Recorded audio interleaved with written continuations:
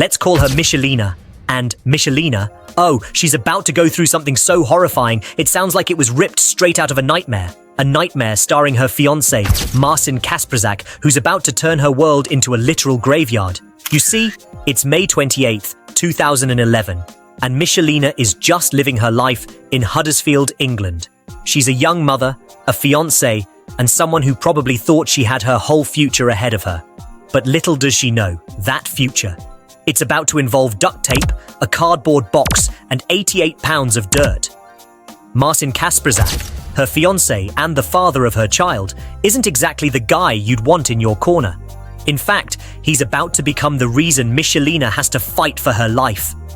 That morning, he attacks her, using a stun gun to paralyze her, and while she's lying there, helpless, he ties her up, gags her, and puts her in a cardboard box. But he doesn't stop there. No, Marcin decides to drive to a nearby wooded area, dig a shallow grave, and bury her alive. He even tops it off with a massive tree branch for good measure. But here's where the story takes a turn.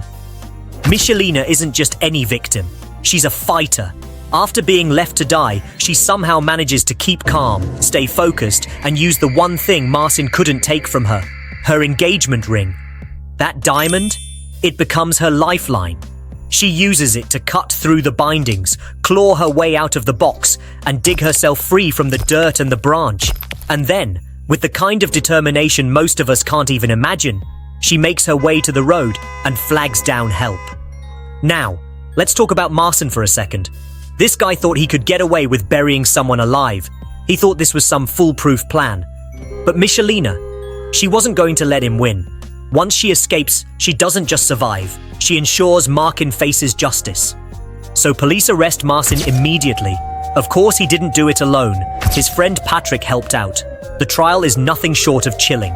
The prosecution lays it all out. The attack, the box, the grave.